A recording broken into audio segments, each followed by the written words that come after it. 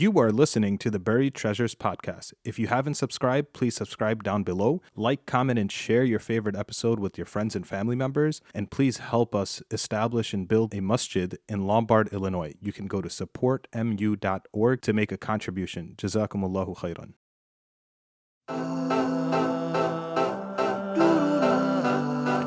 Welcome to the Buried Treasures podcast, brought to you by Masjid Uthman, where I interview a new guest every week to discover their journey.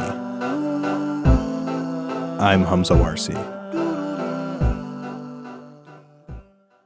Bismillah, walhamdulillah, wassalatu wassalamu ala rasulillah wa ala alihi wa sahbihi wa man wala. Assalamu alaikum wa rahmatullahi wa barakatuhu. Jazakumullahu khairan, everyone, for joining us, inshallah, for another edition, another episode. Mashallah, we have a very special guest here today who came in from all the way from Detroit. The one, the only. He may look like a guest that's been declining my request, but it's none other than Mufti Wahaajuddin. How are you doing? Assalamu alaikum wa rahmatullah. I'm doing really well.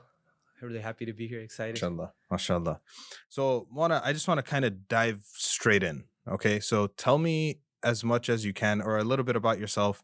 Where were you born and raised, and what were you doing before you embarked upon this journey of studying? I was born in Chattanooga, Tennessee. I lived there till I was 10, just a regular life. My parents, Chattanooga is a random place. So what it is my dad was living with my aunt before he got married, and they lived in Tennessee. They lived all around the South because my pupa, my aunt's husband, he worked in he's a civil engineer, so a lot of projects like in the Southeast US. So my dad was living with them till my parents got married. So I was born there, and I lived there till I was about 10. Pretty regular life, just school, cousins, sports, and that's about it. It was a pretty regular life. Okay, mashallah. How small of a town is Chattanooga? You don't hear that name every day. So Chattanooga is not that small. Like it's in Tennessee, it's the third biggest city. So there's or fourth. So there's Tennessee, Knoxville, Nashville, Chattanooga. So Chattanooga, I mean, the population is probably close to 100,000. It's not a small city per se. If you go to Atlanta, you always go through it on I-75. So it's about an hour and a half from Atlanta.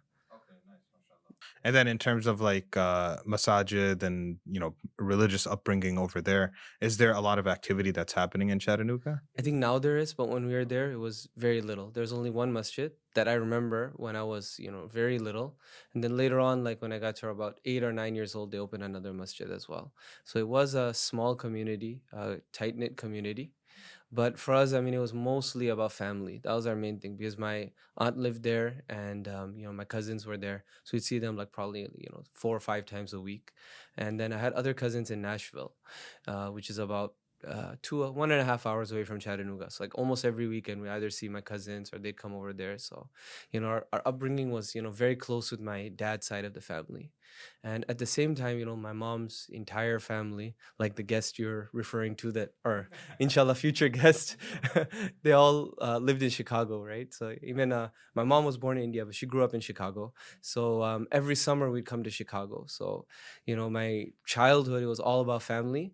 But, throughout the years with my dad's family, and every summer was with my mom's family in Chicago. So you're very familiar with this area then? Oh, yeah, very familiar. Even like family's here, did hifz here. My wife is from here. Mubarak land, right? Yeah, very Mubarak, Chicago Sharif. Okay, so you grow up in Chattanooga. You're there till you're 10. When did you start your memorization? Right when I turned 11. Like I think I turned 11 like 2 or 3 days after I started. Okay, so can you walk me through that? Like, was it pressure or motivation from your family side, your parents, or was it like you went up to your parents and said, "Hey, I want to do this"? So it's it's kind of a funny story. Like when you hear it, like there's not a lot of ikhlas in there or anything from my end. So what happened is one thing is my dad, he always wanted his children to do hifz, but he never told us. The thing is my dad, alhamdulillah, like he has a lot of good qualities, and it's hard to say. Like some things I might say here I probably would never say to him. So maybe this is my way of saying it. But mashallah, he has a lot of good qualities, and one of them is that he really respects ulama. So he grew up in Hyderabad. So his teacher that taught him, Quran, just Nazira and stuff. My father was very close with him, and my grandfather was close with him. So like my grandfather used to take that teacher with him everywhere, and he's I think he's in Chicago currently, but he was in Houston for a long time. His name is Maulana Afzaluddin.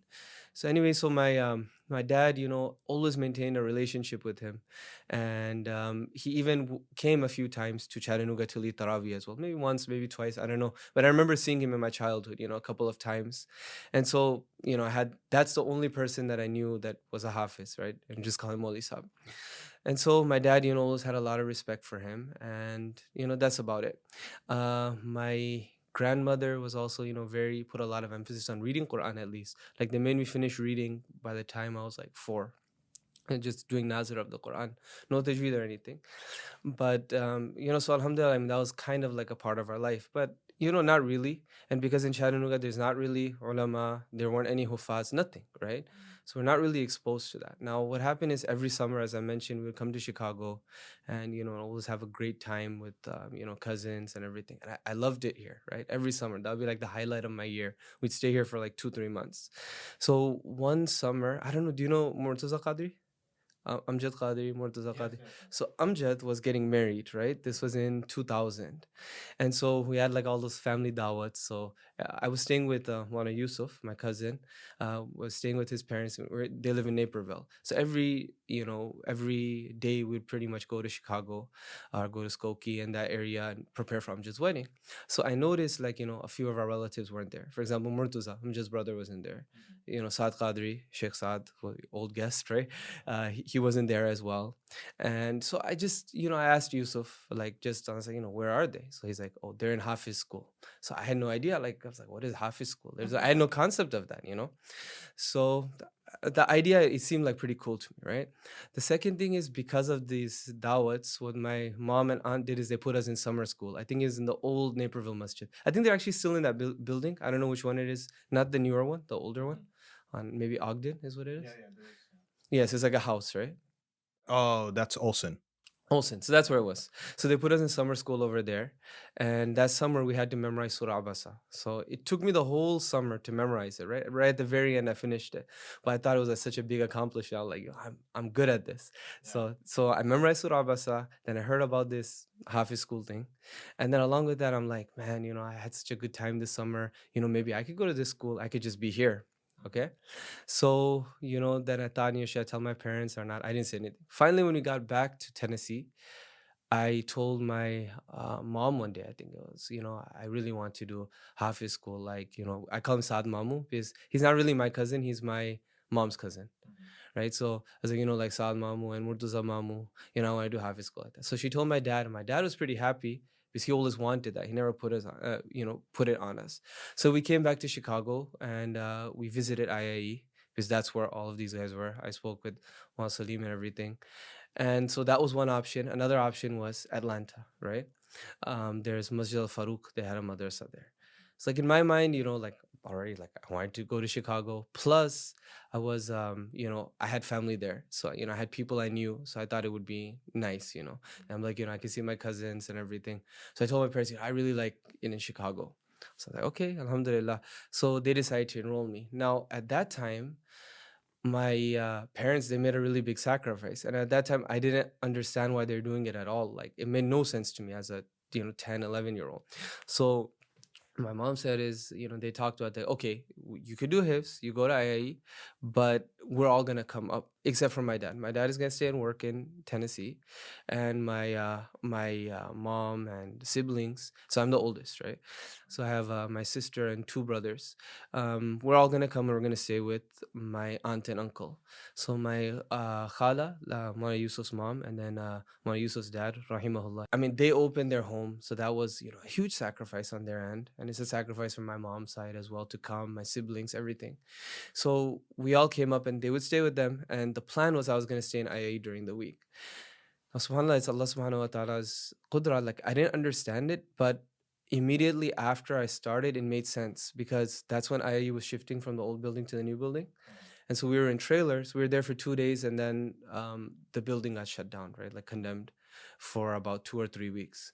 So now, my aunt works. So alhamdulillah, because my mom was here, she was able to come and pick me up. Now I'm just sitting for like 2 weeks at home trying to figure out what to do. My siblings have enrolled in school and everything. And then IE opens again. But there's no boarding at that time. So there's just commuting. So that was like for 3 months. So alhamdulillah, it was very, basically, I mean, if my parents weren't there, I don't know what I would have done, right? If my mom wasn't there. So alhamdulillah, she drove me every day. And after 3 or 4 months, that's when boarding started at IIE. How was your first day in school before it got shut down? I remember like we got like all the sleeping bags and everything. And I was nervous because it was, something new. So at that time we weren't in the building yet. There were the trailers outside. I don't know, you probably heard about those, right? Yeah. So we were sleeping in the trailers. So it was just I was nervous, and then like it was just like a new world. Like I didn't know anybody except for Sheikh Saad. I don't even know if he was there then. Like if he was in the school. I don't remember seeing him because they said, okay, you sleep in that trailer. So like 10, 15 people in the room, and yeah, it was just nervous. And then the first day of class, I was in Mawlana Abdul Rahman's class initially. So the first thing he did, he's like, "Do you know how to read?" I'm like, "Yeah, I know how to read." He's like, "Okay, read." And he's like, "Yeah, you need some practice." Right? So he's like, "You're just gonna do Nazira." So I started doing Nazira, and yeah, after 2 days we got shut down. Okay, mashallah. So those first 3 months of, mashallah, your mom making that sacrifice, driving you back and forth to Elgin to the school, are you still just starting out the basics, or you're able to accomplish some type of like memorization at that point? So like again, like there's no concept of really, I mean, there was a Sunday school in Tennessee, but they started it like pretty late. Like I didn't know Tajweed, I didn't know how to pronounce the letters or anything, right? So it took me 3 months to do Nazira. So every day, like, Ma Abdul Rahman would assign like a page or two. I would read it, and come back and try to read it to him as well. And that was really frustrating. And like, I felt like, man, my whole family came here because of this. Like, I need to do something. So what I started doing was on my own, I started memorizing surahs. So I think I memorized Surah Layl, I memorized Surah Balad, Surah Fajr, Surah Naba, Surah Naziat. I would just memorize those on my own. So finally what happened is after 2 months, 2.5 months, something, Maulana Abdul Rahman wasn't there for a day. And so I was with Maulana Saad. So I went and started reading to him. He's like, "What are you doing?" I was like, "Well, Maulana Abdul Rahman told me that until I learn Tajweed, I got to keep doing Nazira." So he listened to me. He's like, "Okay, you stay in my class, and from tomorrow you start memorizing." So the first surah, like I had to, well, actually what I did is he told me to review all my old surahs. And then finally, the first surah he assigned me was Surah Buruj, right? And he told me I could memorize the whole thing tonight. I was so nervous. It took so long. But like somehow I got it done in one day, right? I got it done in one day. And then after Buruj is Inshiqaq. That was a little bit tough. The Mutaffifin, I couldn't do it in one day. I had to break that down. Yeah, I had to break it down, yeah. So, I mean, so at this point now you're living on campus. No, so we're still commuting. I think the commuting went all the way until January. So I started his, I think it was like November 1st or something. I have the date written down in my Quran. So from September, October, and I guess some portion of November too, I did Nazira, and then finally I started memorizing in the beginning of December. Okay, mashallah. Right. So I remember that, maybe it was mid-November, because I went back to Tennessee for Eid. I went to Nashville to my cousin's house, and Eid that year was like a December 27, 28, something like that. And I remember I had just finished first Barat then. How did the dynamics change when you were commuting from your aunt's house and now living on campus post-January? It didn't take that much time to get used to. I mean, like the only thing is, I mean, when you're dorming and there's a bunch of kids, I mean, there's just like things like bathrooms and this and that. That took some time to get used to. But otherwise, I mean, alhamdulillah, like it wasn't difficult because I mean, there's so many people your age. So I mean, you're able to make friends, and because we had been commuting and everything, I mean, I had made friends by that time anyway, right? And then like I had Sheikh Saad. He was on my back. Murtaza had left by that time. He had gone to, I think, Jamia Masjid, but Sheikh Saad was there, and because of Sheikh Saad, like a lot of people, they respected me, or I don't know if they respect me, but they treated me nicely. Like I remember my first day, right? There was some we had chappals, so it was like namaz time. So I put my chappals kind of like they weren't in line, and then like Azam Hashmi, Azam Bhai, he Hafiz Azam, he told me he's like, hey, what do you think you're doing? He says like, oh, Wahaj, hey, it's okay, because of Sheikh Saad. MashaAllah. So alhamdulillah, it wasn't that tough. And then once you're getting in, when did you finally pick up speed in the flow of memorization and revision? Okay, so that's another story actually. So what happened is initially like I wasn't doing that well. Like, you know, the first day after I finished 30th para, on Asad, he told me, okay, when I started first para, he's like, okay, go ahead and memorize this the first page in one day. That was really tough for me. But alhamdulillah, I got it done. Right, alhamdulillah, I got it done in a day. But then after that, I couldn't always do a page a day. But it's like in my mind that I have to do a page a day, right? So sometimes I do half, sometimes I do a whole page. But like I had some issues with my throat as well, so I'd lose my voice a lot, or my voice would get very raspy a lot.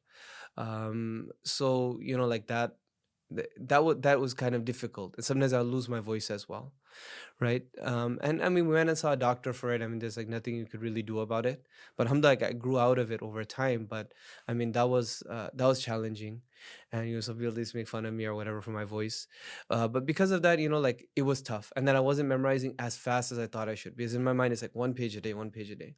So like, you know, first para it took me about a month. The second para was the para that took me longest. It took me like 35, 36 days, something like that, right? And so even then in my mind, I'm thinking I should be doing a page a day, I should be doing a page a day. Then what happened was, you know, Mana Naeem, rahimahullah, Abuji, everyone used to call him Abuji. So he was also staying in the madrasa at that time. So like a few things began to happen. I'm just saying it here because you know, I don't like to tell a lot of people, but you know, just for the benefit to, you know, mention, you know, some things, especially about boarding. So because I felt I wasn't doing well, and you know, second para is very tough for me, well, what I used to do was I used to wake up at night, like, you know, 1 o'clock, 2 o'clock, and I would just try to do sabak at that time. And so you've been in the old dorms in IIE, right? So okay, there's where the dorms were. That used to be the masjid first, not that green area, like that where the dorms were. There was like that carpet area, that was a masjid. Then there's that little lobby where there used to be a vending machine and stuff like that. Yeah, so that light used to always be on, right? So I used to go and sit, not in the lobby but in front of the lobby, and that, you know, where that payphone was. Yeah. So I used to sit over there, and I used to just, you know, let the light come and I'll just read. At that time, usually around that same time, Mwana Naeem, he used to come down and go to the bathroom, right? So he used to always look at me and he wouldn't say anything. So I mean, I guess maybe he recognized me. Now it so happened that he was gonna go to India, so he gave, like, you know, like a talk to all of the students. And after that, Mona Aziz, he's like, everybody needs to go to his room one by one and meet him before he leaves.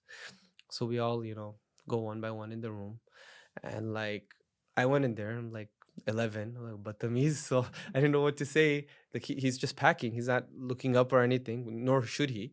But I didn't know what to say. It was like an awkward silence, you know. Yeah. So I was like, "Ab vapis kab aa rahe? You know, when are you gonna come back?" And all of a sudden he's like, he put down his things. Like, what did you say? I was like, "Ab vapis kab aa rahe?" So then he grabbed my head, like he kissed me. Then he made some dua. He started to cry too, and then I left. After Amana Aziz, he came in the room. He's like, "What do you say to Abuji?" I was like, "Nothing. I just said that, you know, Wahhabis Kabari." He's like, "You know, he made a lot of dua for you."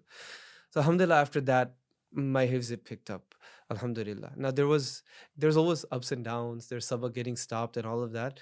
But after that, alhamdulillah, every para, like I finished in less than a month. But not, I mean, there were some days in the middle where, you know, like my sabak would get stopped, or between paras, it would take me some time. But alhamdulillah, like I was consistently able to do, you know, like a page, 2 pages, or whatever after that. Was there ever a time that you wanted to stop your memorization, or you kind of there was like a lack of motivation or anything like that? No, alhamdulillah, for me, there wasn't. I mean, there was kind of like an antsiness to finish, definitely, right?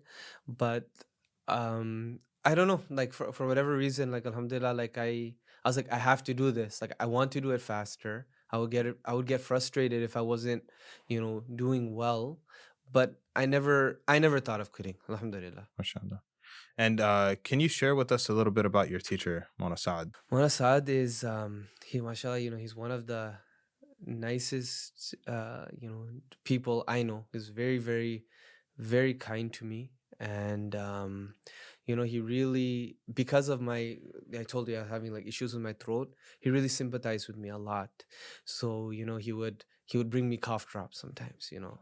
The one time I lost my topi, so like he bought me a topi, and he was very strict too in terms of tajweed. He was very strict, but alhamdulillah, like I felt like that really helped me a lot. And he was very kind. One time I remember, because we were alone, like in boarding one night, I don't know, my stomach was hurting so much, so I was like walking around like 2 3 in the morning. And I think that at that time, I mean, from what I remember, the teachers used to take turns for who would stay. I think usually Mana Baidla would stay upstairs, but for whatever reason, Mana Saad was there. And so he saw me like 2 3 in the morning. So like, he's like, "What happened?" He's like, "My stomach's hurting." He's like, "Okay, here's $1. Go and buy a pop," right? And these little things that they stuck with me even after I finished.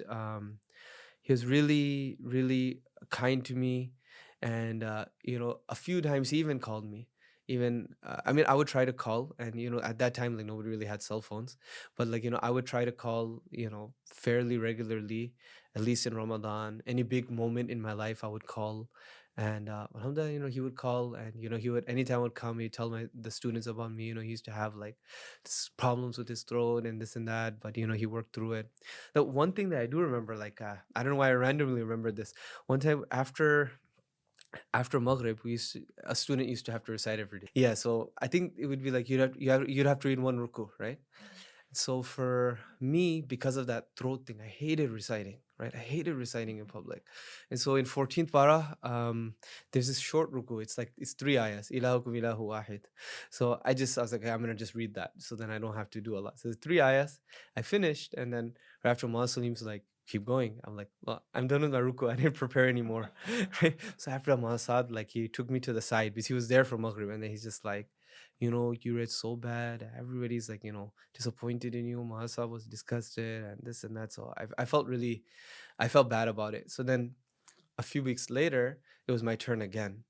And so I was sitting in the masjid. I was practicing during the Asr break. So he saw me, Mahasab. He's like, "What are you doing?" I was like, "I have to read again. Last time I didn't do well. So right now I'm just practicing." So he sat down with me at that time. He practiced it with me. He had me read it a few times and this and that. And then they started one thing too, and I like, sometimes they would make us students like read a hadith afterwards, like mention like a hadith or something.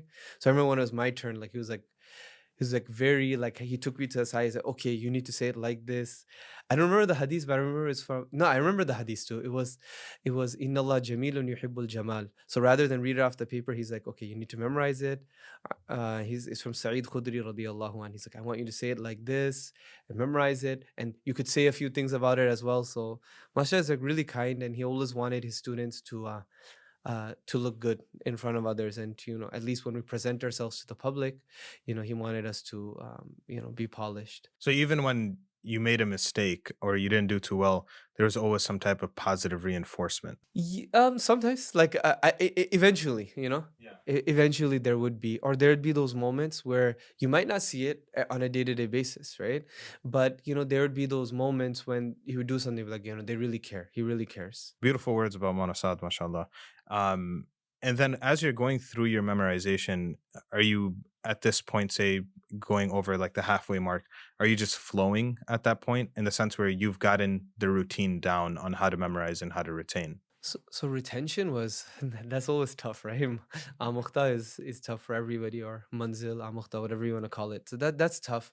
So in about 1.5 years, I have memorized, I would say, about 15 paras, right?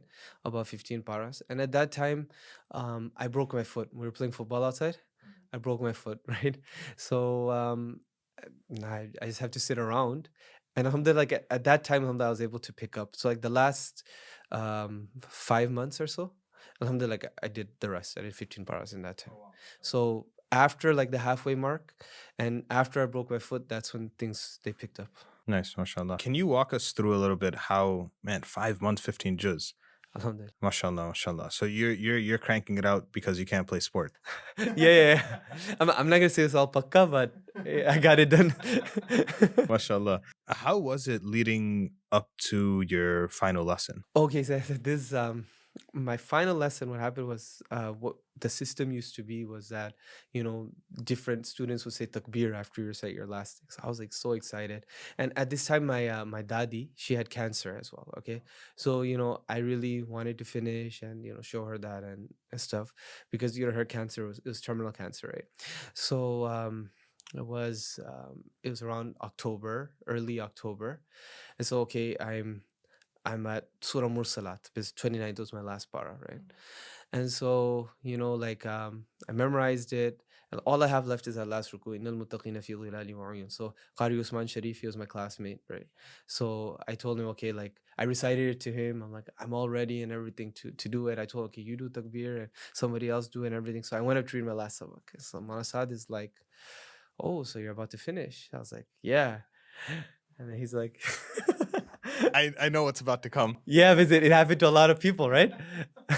I didn't think it would happen to me, but it did. So he's like, you're about to finish. He's like, yeah. He's like, okay.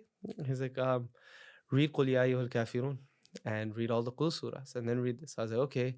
A'udhu billahi minash shaitanir rajim. Bismillahir Qul Ya Ayyuhal Kafirun. He's like, Qul Ya Ayyuhal Kafirun. So I was like, all right. And then I tried to get through the surah. I'm reading it all fast. I get to Nas, and then he's like, you memorize the whole Quran, but you still don't know Tajweed. You have to do one door before you finish, right? So I was like, oh my God. One door meaning you got to recite all of Everything. Yeah. and you're a half page away from finishing. Less than a half page, right? It's like five lines, I think. Yeah, so I had to do it. So at that time, Mufti Yasir, he was there I think he was on vacation. So Mufti Yasir was there. And Abuji, about 4 or 5 months before Mana Naeem, Abuji, what he started doing was he started listening to our Amukhta as well. So Mana Saad, he chose 4 students. There was Mufti Asif Umar, there was Hafiz Asim Alim, Hafiz Ismail Khan, I think. We started on the same day. And there's myself. So every day we would recite our Amukhta to Abuji, right? So I had these 3 people. So between all 3 of them, Mana Saad, Mufti Yasir, and Abuji, I got it done in 2 weeks. Again, was it pakka?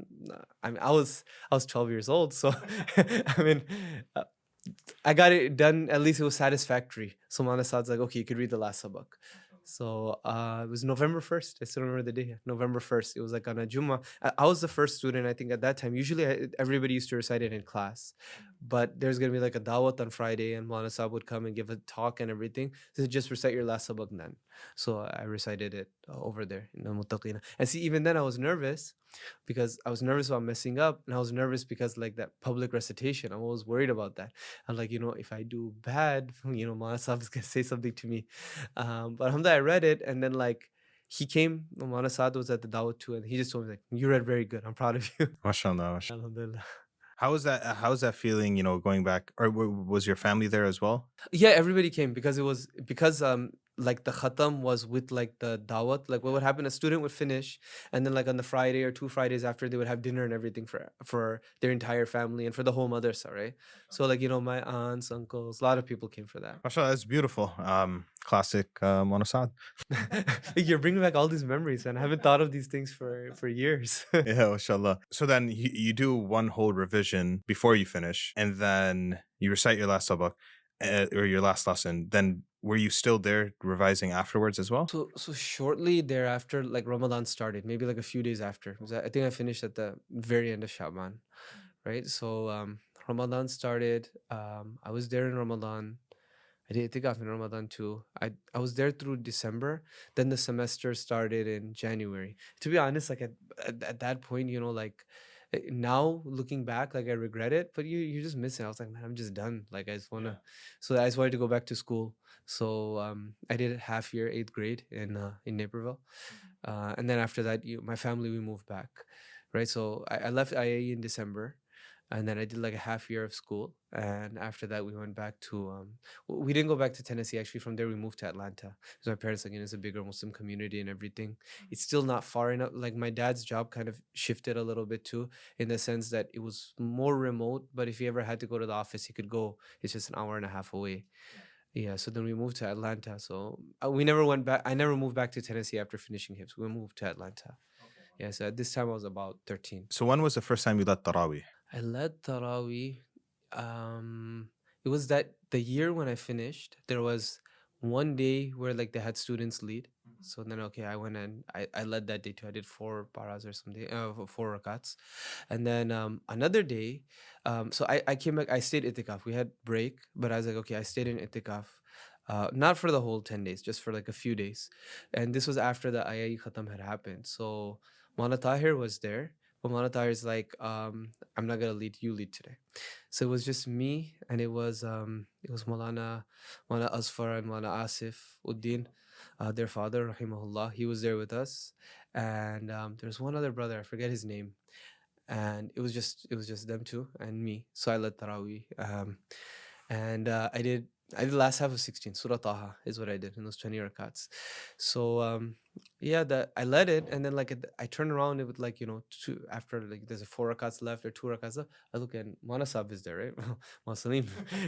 so so I'm like nervous. I led, and then after with their time, like I told him, you lead. He's like, no, you lead. But he went into the office and he came back. He gave me like $10, so that kind of like motivated me. And then so the first year when I went to Atlanta, my first year of high school and everything, I led Tarawih then as well. So I split it with somebody that year.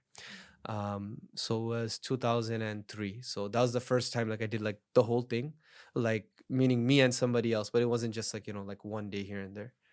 Yeah, so I mean that's something our teachers really emphasized to us, right? Lead Tarawih every year. So from the first year, I mean, we started it. It was like in a little apartment complex. There's a musalla, and I was just leading over there. And you've been leading since then. Yeah, alhamdulillah. What advices would you have for somebody looking to lead Taraweeh or hasn't led in a while? If they haven't led in a while, I would say that you've got to kind of put the pressure on yourself. Like, you don't necessarily need to go to a masjid or anything like that, but have a group of people that you're leading every day so that you're holding yourself accountable, right? Number two, I mean, if you can't do the whole thing yourself, if you haven't led for a while, then get a partner, but get somebody who you gel with, somebody that you'll have each other's back, right? And then number three, I mean, don't be afraid of messing up. I mean, nobody really knows behind you. I mean, it's just you, and then if you have a partner, it's your partner. So I mean, don't be nervous. I mean, sometimes you just have to push yourself and just try it. And I mean, you will build confidence, but every year that goes by without you doing it, it just becomes harder and harder. So you have to, just put yourself out there. Life is too short to, just put things off, and especially put things off for a year. Who knows if you have that year? I mean, that's my suggestion. Even if a person, they haven't finished his, like somebody who has a, maybe longer journey for his, I would say just do it. Whatever paras, go ahead and do it. It's a great practice, and it just builds confidence, and you'll feel good about it yourself. And now that, mashallah, you've been teaching Quran, which we'll kind of get to, but what advices would you have for somebody who's looking to memorize or is memorizing? So would you say like a student, like a young student, or would you say adults? Like which group are you looking for? Probably like an average younger student, you would say? So for a younger student, I mean, what I would say, because now things are much more developed than they were before. You have maktabs, you have many asatiza, you have access to learning. So I mean, the first thing I would suggest is learn your tajweed, right? That's just going to make things easier for you. Learn how to read fluently, learn how to read with tajweed, and test it out. Like in our madrasa, like we accept students at the beginning of the summer. Like our school year starts at the beginning of the summer. So that gives you, 3 months to kind of test out and see, are you getting the hang of it? Are you used to it? And that's why we only accept students that can read already. We don't take Nazara students, so that you have a chance to see, are you able to memorize? Are you able to get used to the schedule? The other thing I would say is that if you start and it's difficult, like it shouldn't be like a hard no. It's not that I can do it or I can't do it, right? It could be that it's not the right time. Like I've seen some students when they're younger, it's really difficult for them. When they get a little bit older, they're fine. But I don't know how it is in Chicago, but like in Michigan, more of the push is to kind of get done by 8th grade. So you could do high school and, whatever. I mean, take IB and, all of the special classes and everything. So the push is more for younger students, but I would say that if you don't do it at a young age, don't get, discouraged, right? And yeah, I mean, that's what I would say. I mean, the other thing that I would say to parents is that realize that nowadays it's shifted. There's not so many boarding madrasas anymore for hifz. Every masjid has a hifz program, so your child is going to come. So if you want to put your child in, before it was a sacrifice as well, but it was more like, I'm giving up my child, right? That was a sacrifice. Now the sacrifice is like you have to give up your own life because you have to make sure that your child is staying on track. Depending if the madrasa has like a academics portion as well, is at IIE, at least the first year we didn't have academics, right? So now are you going to, you have to balance the academics, you have to balance your social life. A lot of times parents are not willing to sacrifice that, right? Because of that their children suffer. So it's like that. It's like a family commitment now. Like there are a few students who are just, mashallah, so good that they could do it without really any help from their parents. Yeah. But a lot of times, parents have to realize and make a conducive environment as well. MashaAllah, MashaAllah. Jazakallah khair for that. So getting back to not Chattanooga, Atlanta. Yeah. So you go into high school. When did you formally start your Adamiya courses or classes? That would probably be more towards college because I mean, once you're in madrasa life, then you come back to regular school. It's like a culture class, right? So you have to navigate through all of that. But the one benefit of being there at IIE and the time that I was there, alhamdulillah, I'm very blessed because a few things came out of it. Number one, if you look at the people that were there, I mean, like many of the guests from your first season, they were, I was classmates of theirs, or I was there at the same time, like Qari Usman. Sheikh Saad was, I was his classmate, and Mana Asfar had finished, before, but he would always be back and forth. Mana Asif was in Mana Aziz's class. We weren't in the same class, but we'd see each other a lot, and a lot of people that are, mashallah, serving, specifically Chicago, but a lot of other places as well. They were there at that time, so it was a very good time to be there. And then Mana Naeem rahimahullah, he was still alive, so there was his barakah. Mana Aziz was there. Then Mana Tahir came later on, so it was a good time. And because of that, me having never been exposed to that before, now being in that environment for 2.5 years, at least you have a picture. Okay, like this is what you should be, or there's like an ideal. This is, so I would have loved teaching Quran, right? But it was in the back of my mind. It's like, yeah, I would love doing it, but I don't know if I'll do it, right? It's just like, but it's like an ideal. Okay, like this is how a Muslim should be. Like just different things, appearance, things that you do, etc. Like all of that is just in my mind. So no matter what you're doing and all of that, that's kind of in my mind. And then alhamdulillah, when Allah subhanahu wa ta'ala gave the tawfiq around like college time, that's when I started trying to study a little bit formally. In the beginning I wasn't that consistent, so I tried to do Ilm Essentials, right? That was that program, but I didn't stick with it. It was my fault. But it was like I was busy with college, and then at that time my dada was sick, so I used to go to like Nashville on the weekend, and like it's not, there was no smartphone or anything then, so it's like kind of like, okay, I'll miss classes here and there, and it was frustrating. So I wasn't, really doing that well. Then what happened is I went to Georgia Tech. That's where I went to college, right, in Georgia Tech. So right by Georgia Tech, there's Masjid Al Farouk. It's a big masjid. I don't know if you've ever been there in Atlanta. So I've heard about it. Yeah, so they had recently, like they had brought like two new imams, right? There was Mufti Sajid and Mufti Khalid. They're both from Deoband, right? And then after that, Mufti Shihabuddin, he came as well. So I just, I used to go there for namaz, and I just made a friendship with them. More so with Mufti Sajid than Mufti Khalid, because Mufti Sajid was really interested in learning how to drive. So I say, yeah, I'll take you. So, between classes, I used to go and just drive him around or let him drive and stuff.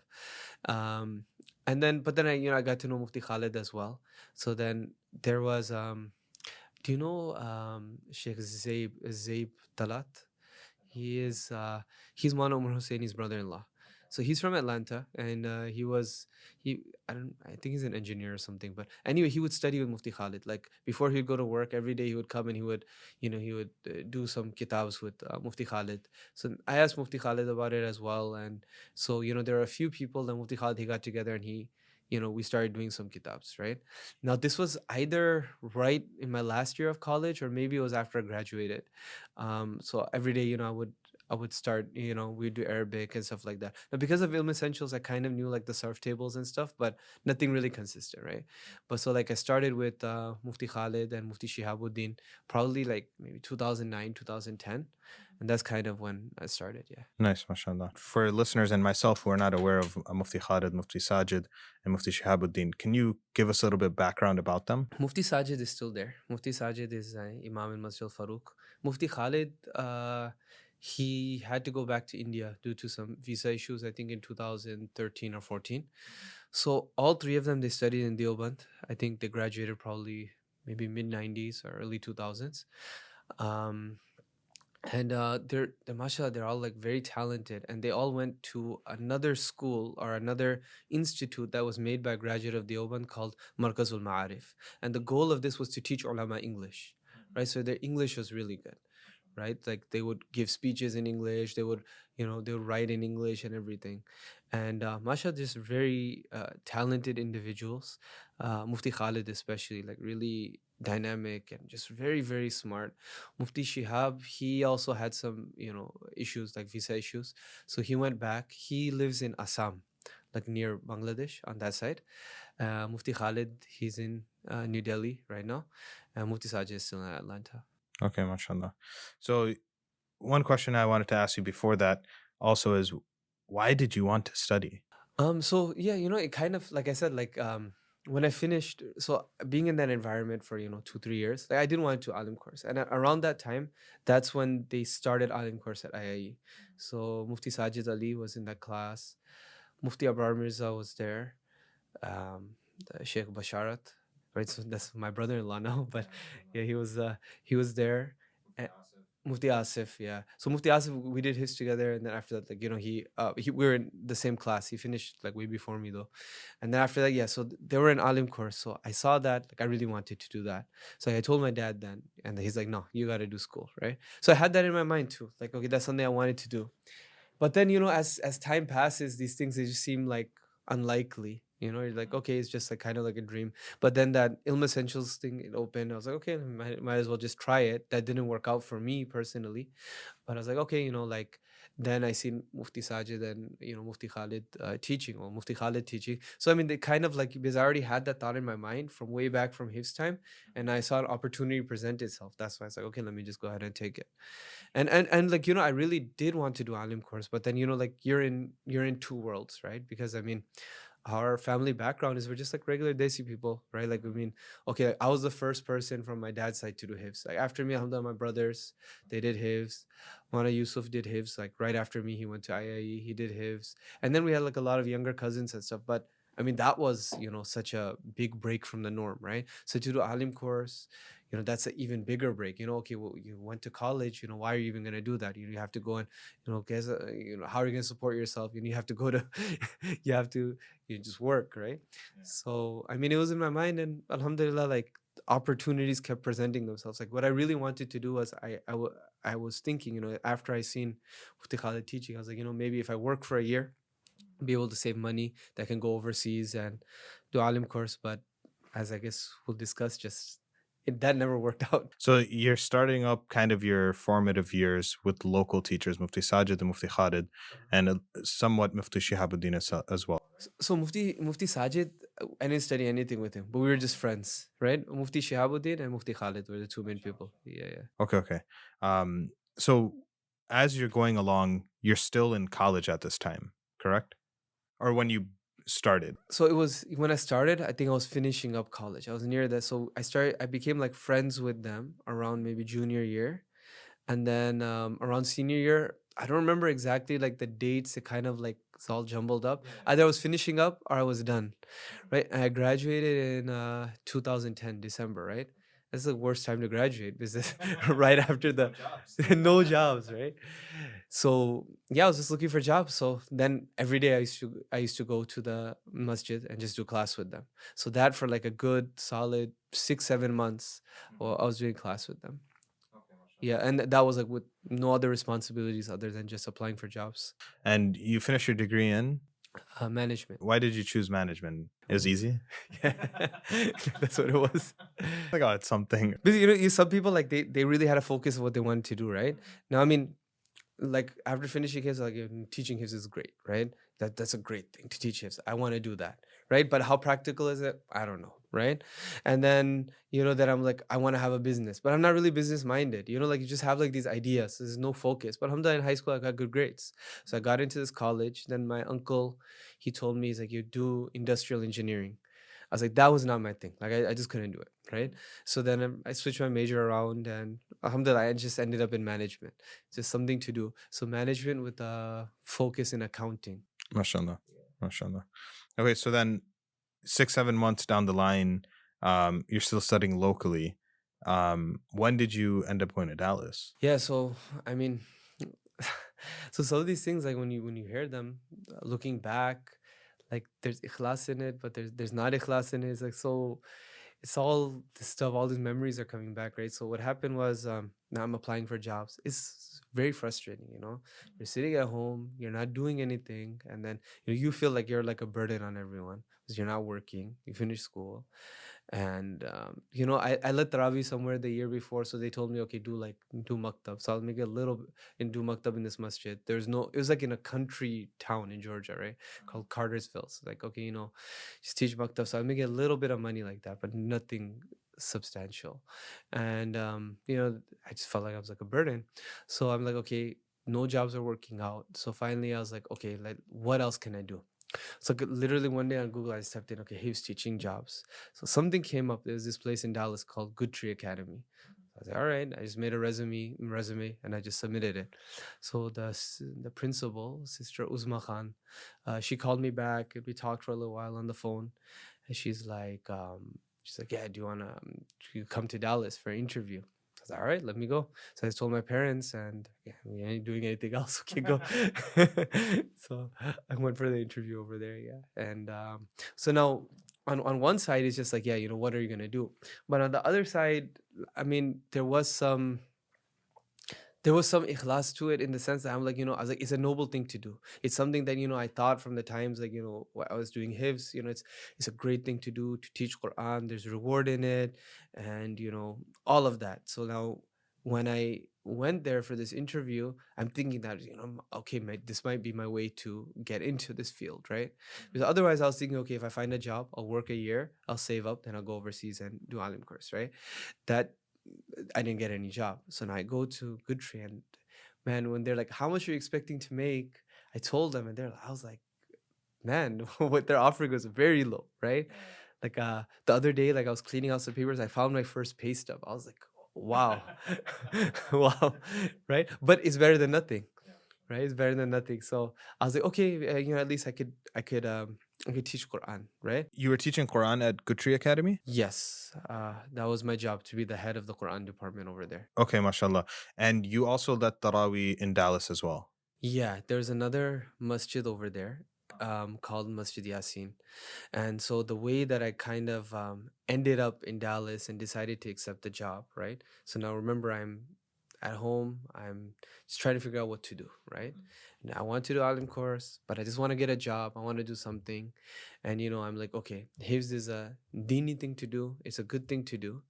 And there was an individual that was also moving to Dallas, and they were going to do imamat in Masjid Yasin. And so I happened to know them through some contacts. And so they told me that, yeah, I'll teach you and take this job and everything. Now, he didn't know, but when I had gone for the interview to Goodtree, I went to Houston to visit Maulana Afzaluddin, who was my dad's teacher I mentioned at the beginning. And he lived nearby somebody else named Maulana Husamuddin.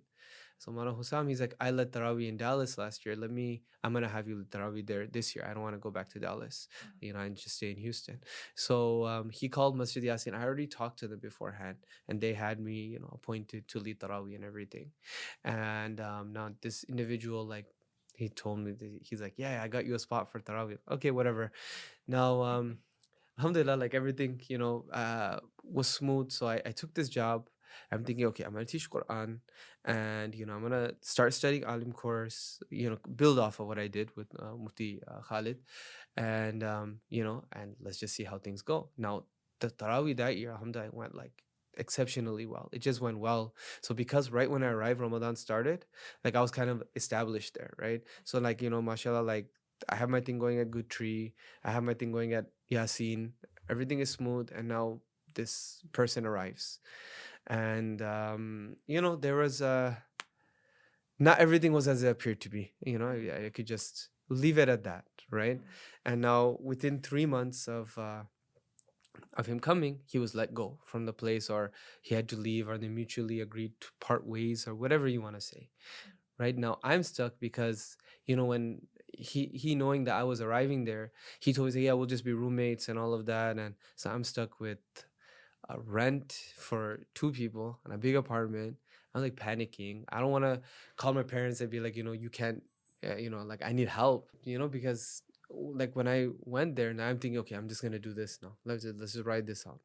But my parents, they kept telling me, okay, go over there, network, try to get a job, right, in your field, try to get a job.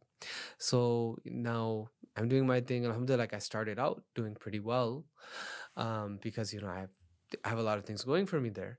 But now I'm panicked because now all of a sudden I have like this big expenses. So I don't want to call my parents and be like, oh, I can't handle it, I need help. So I was like very stressed out for like a month. But alhamdulillah, I found another roommate and stuff. But because in the aftermath of that person leaving, there was like a lot of just other politics at Masjid Yasin and all of that. And Good Tree, like it was great, and it was a great opportunity, and it allowed me to learn. But you know, it could have been long term, I guess. But I don't know. For me, another opportunity just came up, and I'm like, I just want to get myself out of the situation altogether. And the opportunity came from Detroit. So how do you get introduced? This is Tawheed Center, right? Tawheed Center, yeah. Another opportunity arises, they send you an offer and you accept it. Yeah. Right. So, I mean, I was kind of going back and forth about it, but my parents, they seen it, and they're like, it seems more stable, seems like professional. Go ahead and go for it. And so, alhamdulillah, I had one other offer from Miami at that time. I liked that better, but my parents, especially my dad, was really saying that this Detroit one is better, and in the long term, it's just going to be more professional, and it's going to be more, it's going to be good for you. Just go for that. And you know I didn't want to not listen. So I said, okay, Bismillah. And I took that offer in Detroit. Okay, mashallah. So then you moved from Dallas to Detroit. Yeah. How was that? And you're at this time, you're still not married. No, I'm not married. No. Okay, mashallah. The move it was tough. Is Dallas is, it's like a new, nice city. Detroit is great. Detroit it's home. It's everything for me now. But just moving there fresh from Dallas, I'm like, man, where did I come? Where did I come? And then, when you move to a new place, you have to get used to everybody. You have to figure things out. And then, yeah, it was just, it's very different than Dallas. Dallas, everything is big and it's clean and it's new. Yeah. And Detroit has its own charm. That's a really nice way to put it. Mashallah. So, I mean, the position that you accepted the offer for, was it for imamat and for hifz? There was like a lot of things in there, because there was another imam, and after he left, they hired two people for the position. So then I was hired as an assistant imam, and along with that, like I had to run the educational programs. There are some other responsibilities. Now, as time has gone on, like these responsibilities, they've evolved a lot, because I mean, inshallah, I'm coming on 9 years there. But yeah, initially it was assistant imamat and some education and some youth programs and a bunch of different things. So you get to Detroit, you were supposed to study in Dallas. Unfortunately, that didn't work out. Was there like a lack of motivation after that? That, man, maybe let me just work, let me just teach, and I don't want to continue, or did that kind of fuel the fire? No, so at this time, that this is the one time I'd say that there kind of was like a lack of motivation, right? So like, because of what I went through in Dallas, now my biggest thing initially when everything didn't work out was just paying for everything, right? Like that was my first focus. That, okay, I gotta keep the rent going and I gotta just stabilize, right?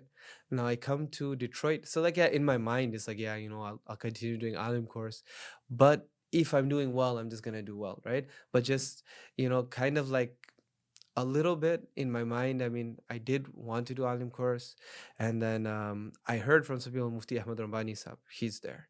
So I was okay, let me just at least reach out to him for some advice. And so when I got there, I called him, and he gave me some advice and stuff. And then he's like, yeah, come and study with me for a few days. But more so, I was just trying to get established with this new job. But I was trying to study a little bit too. I mean, it was still like a long-term goal, but at those few months, that's kind of when I was just like, I really just want to get myself stable. So you ended up starting to pick back up with Mufti Rabbani. Yeah. So right when I got there, okay, like I was focused on my job, but I called Mufti Rabbani and, I was like, this is my situation in Dallas. If you could help me out. So he said, yeah, you could come twice a week. I think it was Tuesday and Thursday evening or something. He said, come after Isha and, I'll give you some time. And, he took time out of his busy schedule for me. So I was doing, like a few books with him, but it is tough, because I mean he's busy, he's an imam, and a lot of times his schedule is unpredictable. So he's in IAGD, which is about 30 minutes from Tawheed Center, and I was living in an apartment about 10 minutes from Tawheed Center in other way. So it's about a 40-minute drive for me. Sometimes I'd get there and like we wouldn't even be able to do anything because something would come up for him, right? But alhamdulillah, that was my connection, and that kept me going in tougher times, alhamdulillah. And then what were you able to cover with Mufti Saab? So Mufti Sahib, I went over some books of Arabic, right? And along with that, I did Nurul Idah, which is like a fiqh book. Now, around the same time, I got engaged. Alhamdulillah, I got married at the end of the first year in Tawheed Center, right before Ramadan. And at that same time, Mona Yusuf, he went overseas. So he went to Zakaria. Mona Yusuf, my cousin, right? So he went to Darul Uloom Zakaria, like right after my wedding, I think, right? So now Yusuf, what he would do is every Ramadan when he would come back, I would continue with Mufti Saab. Like Nurul Idah, it took like more than a year. I did that. And I did like a book called Miftahul Quran, a few other books with him. But now what Yusuf would do was when he would come back, mashallah, like, Yusuf is younger than me, right? But like I always think I look up to him, mashallah. He's a really, really kind person, and he's always trying to help anybody. I think you could say it's a flaw of his that he spreads himself so thin trying to help people. That's how his parents are, So what he would do is in Ramadan, because Taraweeh was very late at that time, it was like in June. So like in Detroit, where our Taraweeh is like 11 o'clock, 11:05 is when we would start. That's Isha, right? Yeah. And then if you do 18-degree Fajr, that's like 3:30 Sari, right? So what me and Yusuf would do is every day after Taraweeh, I would call him. We're like, okay, in 1 month, we're going to do one book, right? We're going to do one book. So I don't remember what we did the first year. Then the next year, the whole year, what I did was I did a Mutala of Usul Shashi on my own. I went through the book. And then with Yusuf, the next Ramadan, we did like in 30 days, the whole Ramadan, every night, like 2, 3, 4 hours, we would do Usul Shashi. So I finished that up. Then I finished Nurul Idah. I had done Quduri too on the side with somebody else. Alhamdulillah, I did Quduri. So I was done with like these books and Arabic, but it's kind of, it was scattered, right? Yeah, so this is around 2014, 2015. You're kind of just studying any chance and any opportunity that you get, basically. Yeah, and like it was frustrating. Like, a few times I told my wife, like, I don't know if I'll ever finish. And Mufti Rabbani too, I told him, do you think, will I ever finish? She's like, no, don't worry, something will happen. It'll work out. So now around this time, my schedule at Tawheed Center, it changed, right? Something happened, the schedule changed. Besides this, it didn't gel with Mufti Rabbani's schedule. So now I was only able to go on Saturday. Like Saturday after Fajr, I would go to his house for like a little while, study, then he has to go to class, and I was also busy. So it wasn't working out. So now I'm thinking, okay, what can I do? And it so happened that my schedule, it worked out with Qari Ilyas Sahab. Qari Ilyas, who has a madrasa called Masjid Madinatul Ilm, right? And I met Qari Sahab a few times. I met his sons a few times, but from there, alhamdulillah, that's when it really picked up, because I guess we'll talk about Qari Sahab. Qari Sahab he's a hidden gem. I think maybe Chicago might have just like discovered him for the first time in this Dar es Salaam retreat.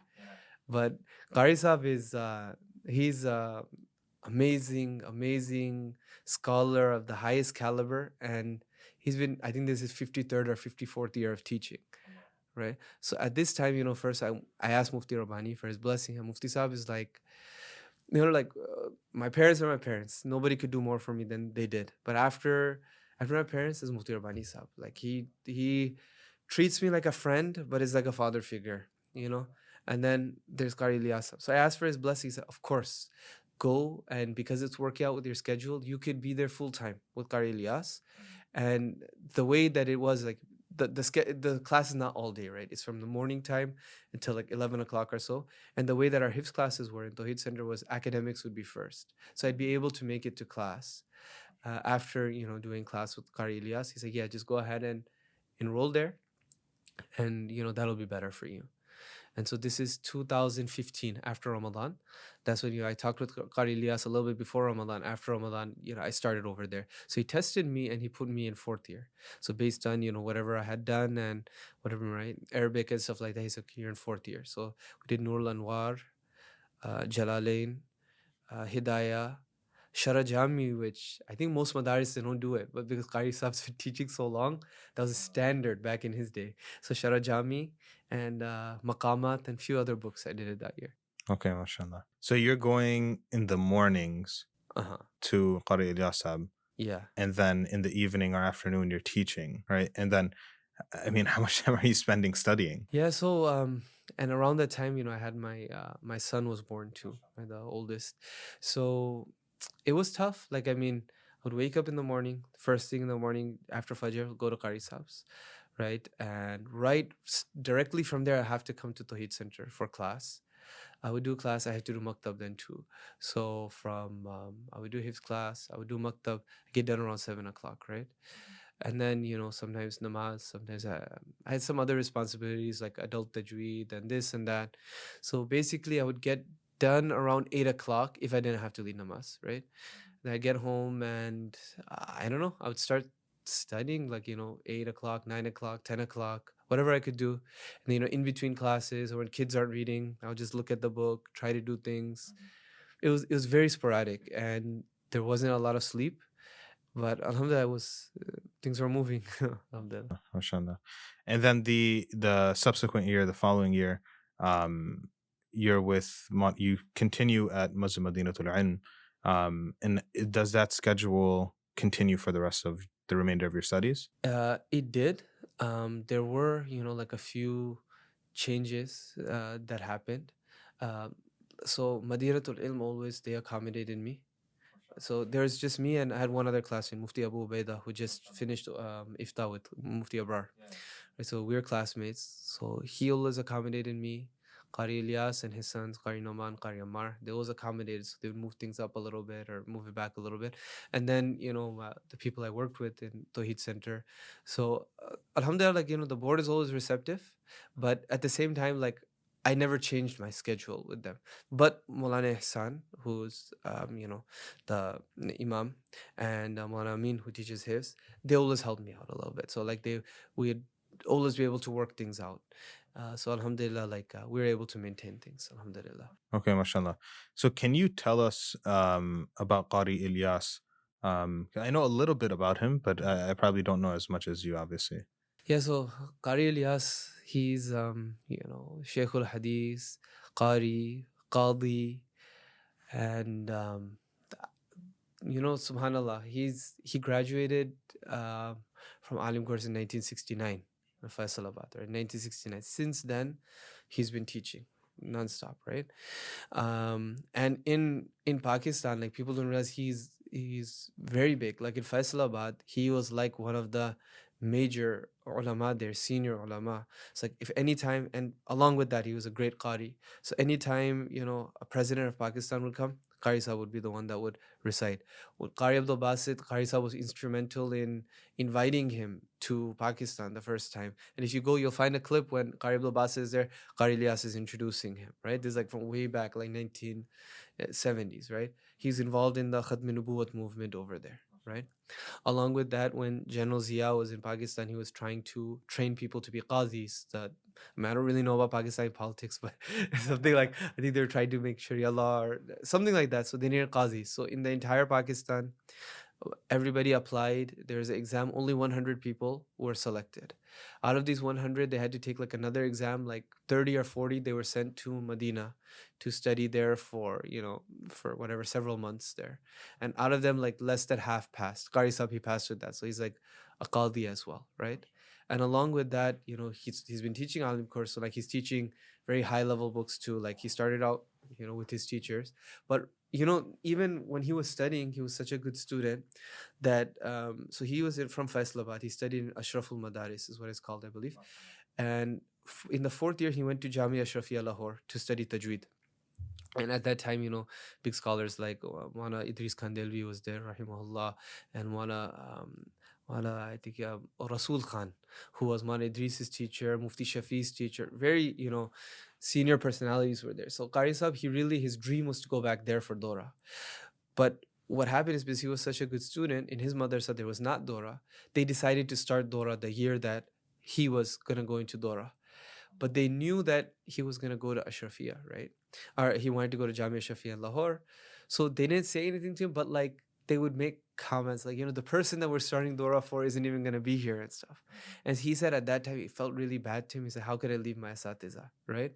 And this kind of has to do, because he told us this kind of had to do with why I didn't go overseas for Dora or anything, right? So Qari Sahib's like, I didn't go because my asatiza would, say these things.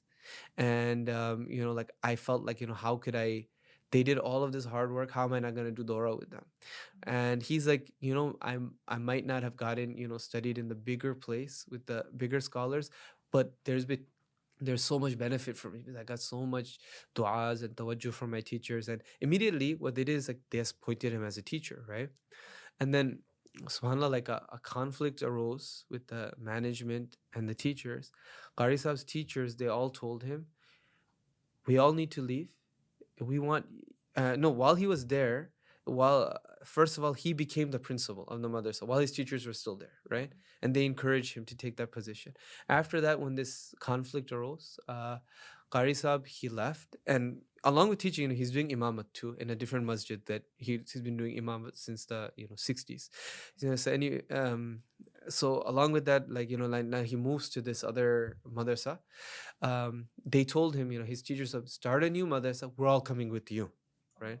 And that's Madinatul Ilm. That's the original Madinatul Ilm in Faisalabad. They had Dora from the first year there, right? And by this time, Qari Sahib, he's teaching Tirmizi. Around this time, somewhere along this time, he starts teaching Bukhari Sharif as well, right? So this is in the mid 80s. Now, one other thing is happening in his life at that time, and that's that he started coming to America for Taraweeh. So one of his students was on Jamaat in Ann Arbor Masjid. And so the people said, you don't really need a hafiz to lead Taraweeh. Why don't you come this year? He's like, I can't, but I have a teacher who's a very good Qari. He might be willing to. So they contacted Qari Ilyas, and he came and he led Taraweeh 1 year in Ann Arbor. And he hated it. Like he hated America, right? Never been there before. He's like, it was in the start. Like, kya to bhi log kapde nahi pehente, kuch bhi nahi, and this and that.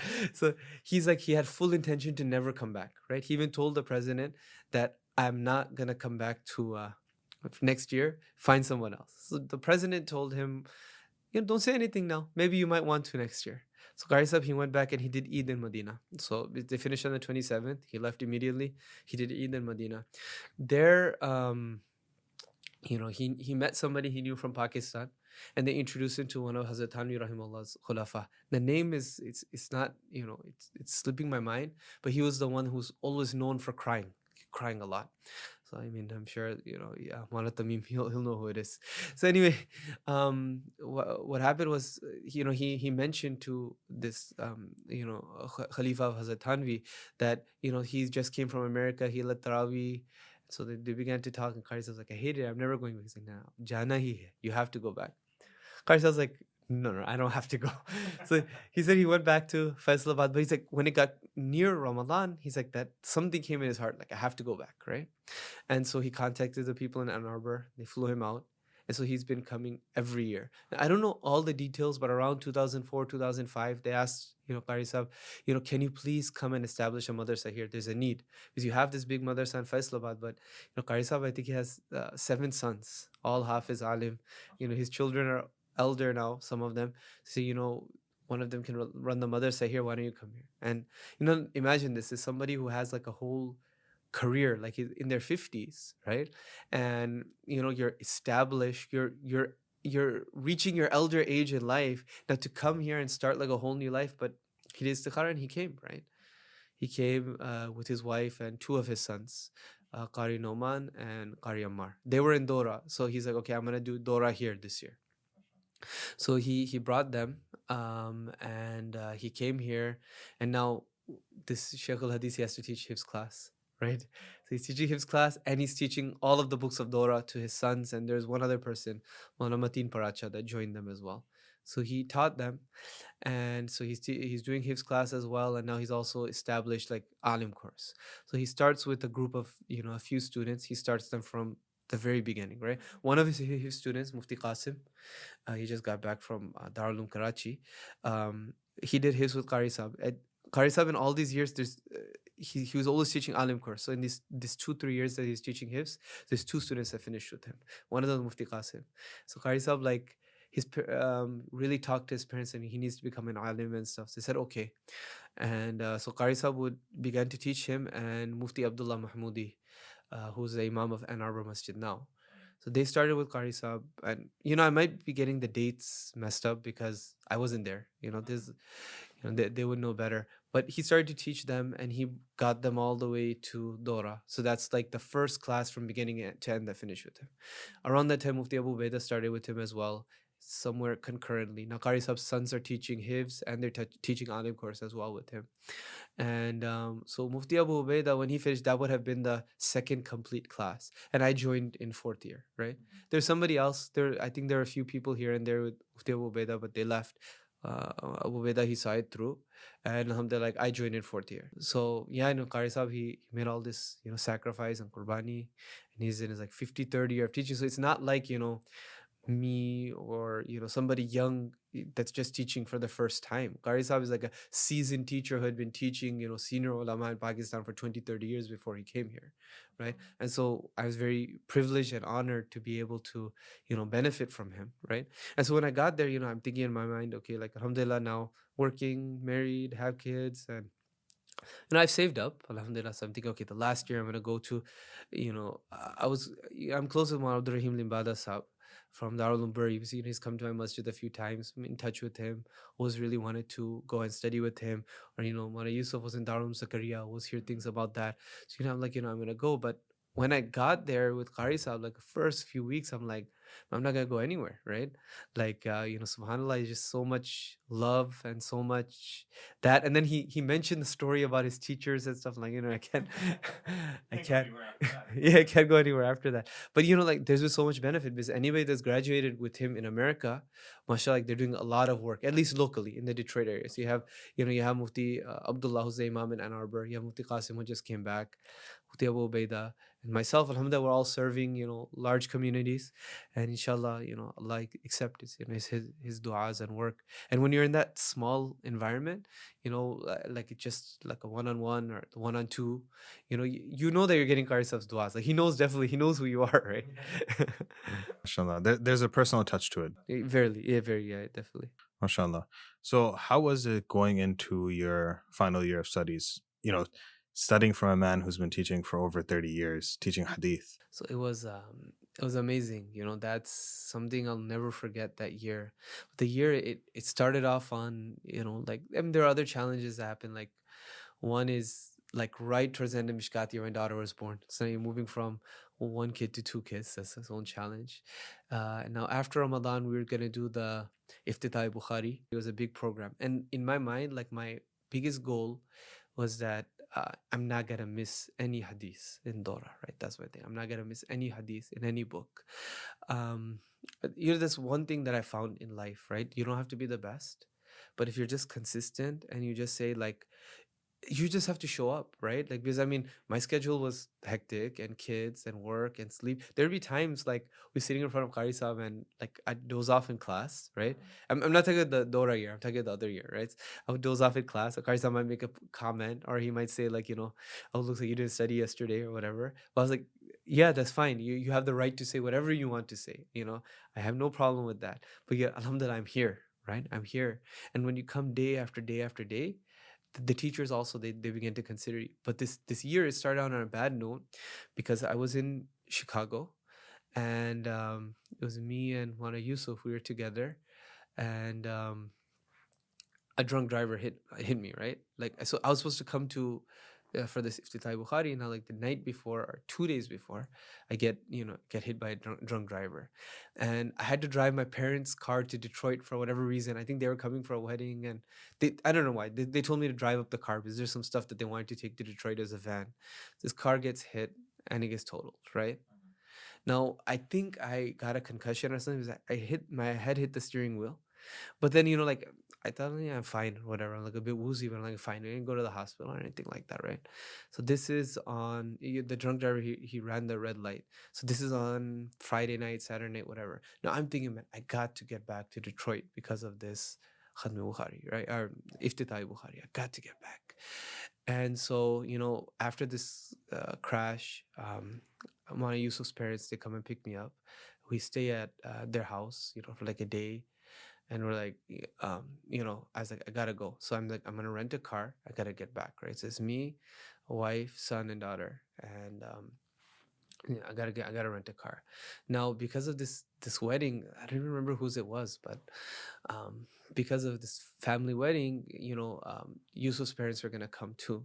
So they're like, look, you just take our car. You don't have to rent a car. Just take our car, and we'll pick it up when we come for the wedding. We're gonna come in 2 cars. We'll drive back, and I kept saying no, but they kept insisting that it's so nice, and so I'm like, okay, fine.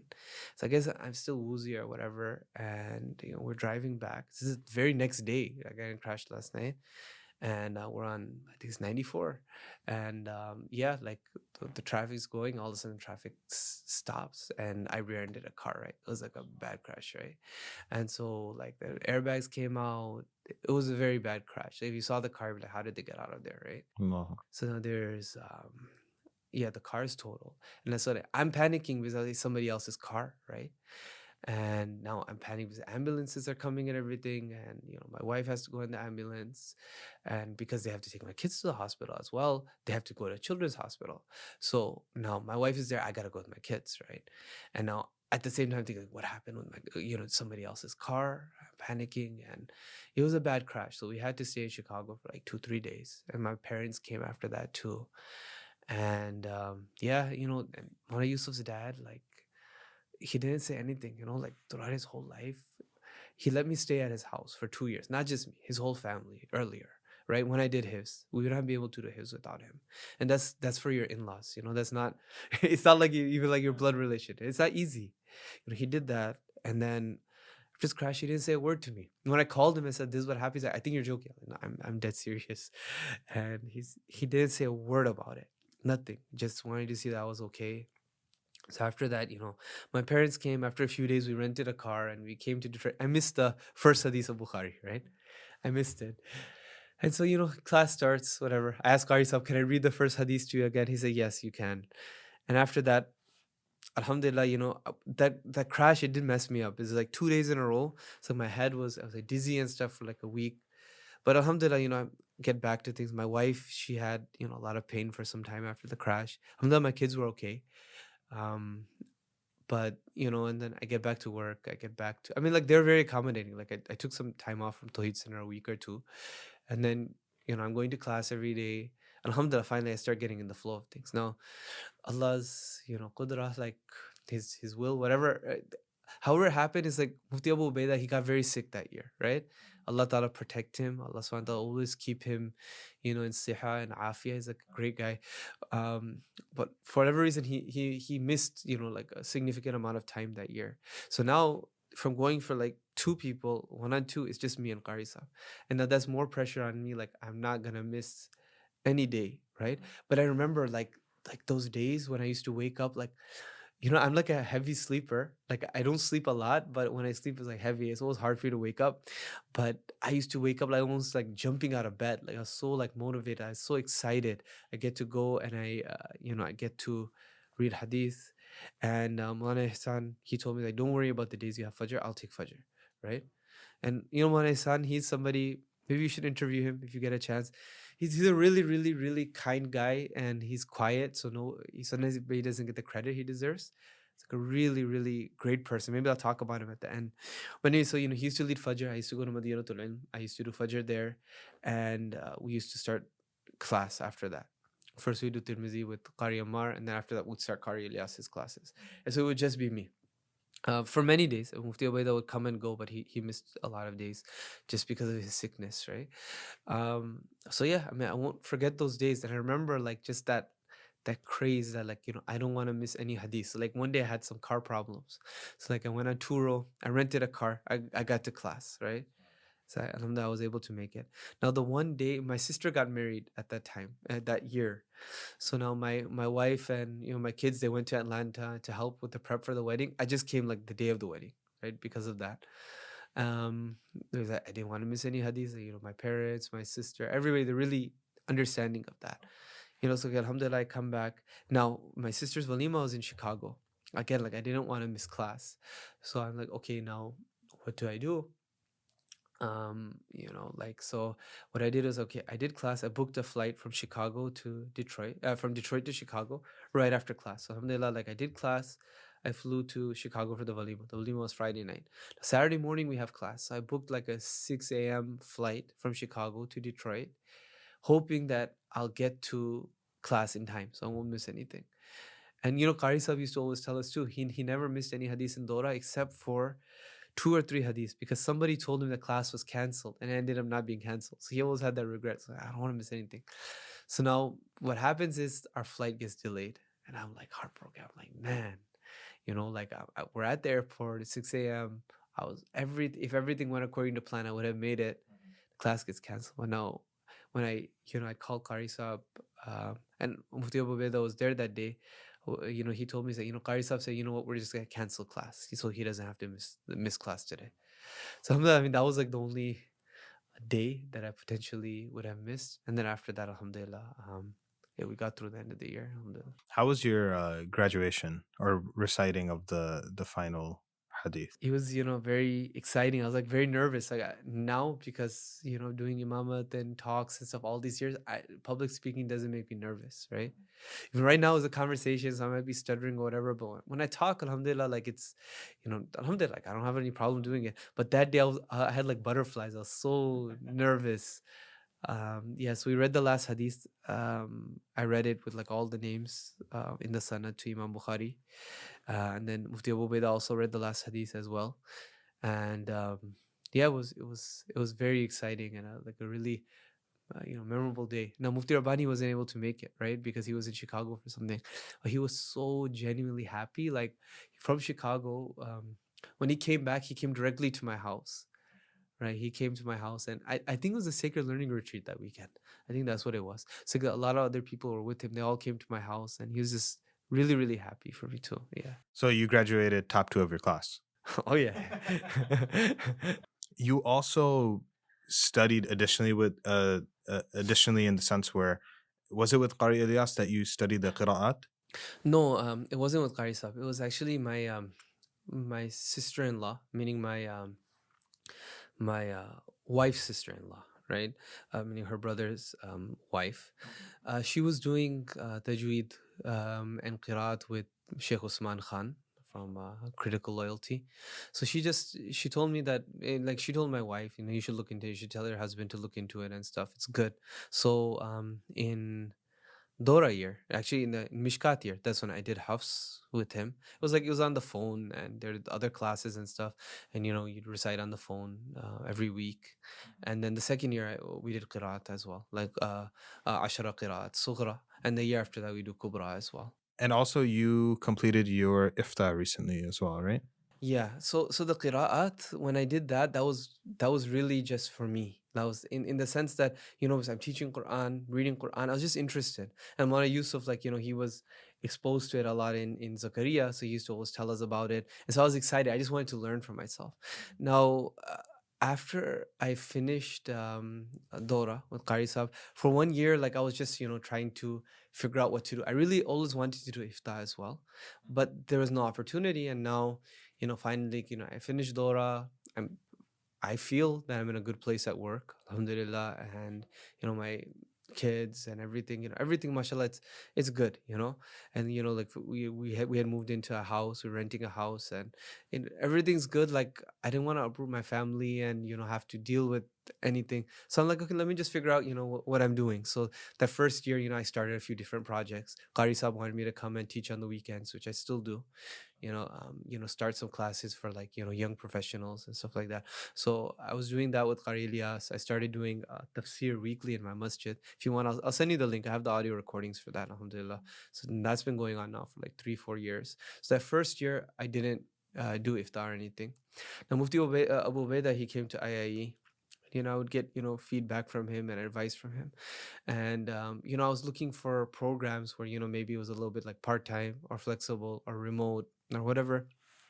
And so it so happened that Jamia Ashrafia Lahore, where Qari Ilyas wanted to study, and he did study 1 year there, but where he wanted to do Dora, they started a program like a few years ago for ifta online.